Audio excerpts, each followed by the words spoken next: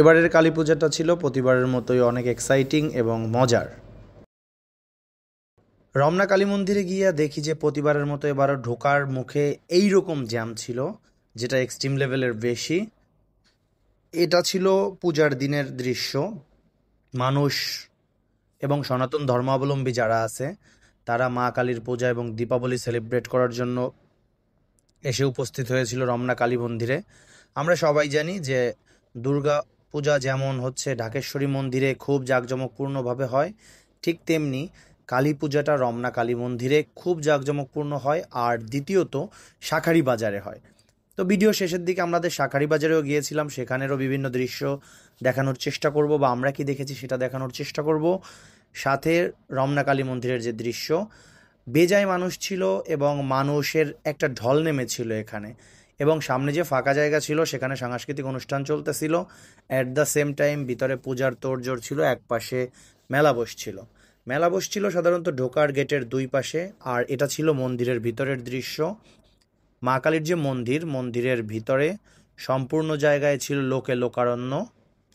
মানুষ তার মনোবাসনা, যত সুখ দুঃখ কষ্ট সব কিছু মার কাছে বলতে এসেছিল, এবং তার জীবনের যত কালিমা খারাপ কিছুকে সে বলিদান দিয়ে নতুন করে জীবন শুরু করার জন্য মাকে স্মরণ করছিল।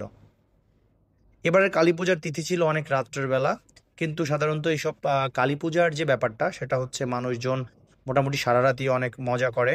এবারও তার ব্যতিক্রম হয় নাই।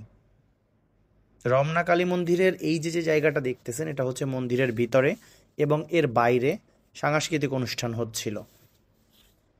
ছেলে বুড়ো বৃদ্ধ বয়স্ক যা আছে সবাই এসেছিল পূজায়। শুধুমাত্র সনাতন ধর্মাবলম্বী না, অন্যান্য ধর্মাবলম্বীর অনেক মানুষও কৌতূহলবশত এসেছিল এটা দেখতে।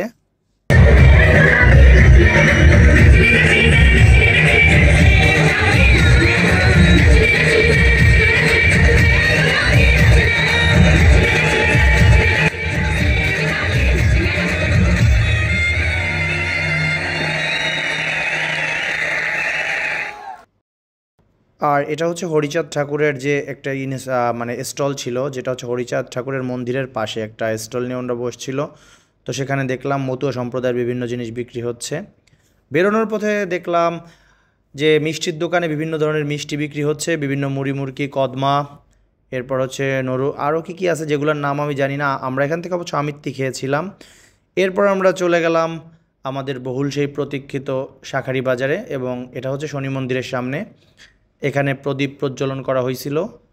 সাধারণত যাদের আত্মীয় স্বজন মারা গেছে এবং তাদের আত্মার সদ্গতি কামনার জন্য এখানে প্রদীপ প্রজ্বলন করা হয়। এরপরে ছিল হচ্ছে আপনার ঢুকতেই প্রথম যে ওদের যে জাতীয় মন্দির, মানে যে মন্দিরটাতে দুর্গাপূজা কালী পূজা হয়, ওই মন্দিরের মূর্তি ছিল এটা।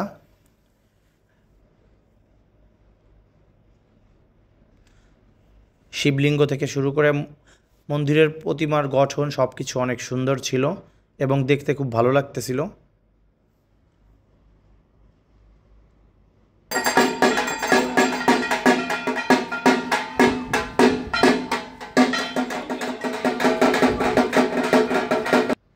ঢাকের বাজনা না শুনলে কেমন যেন পূজার সম্পূর্ণতা পায় না।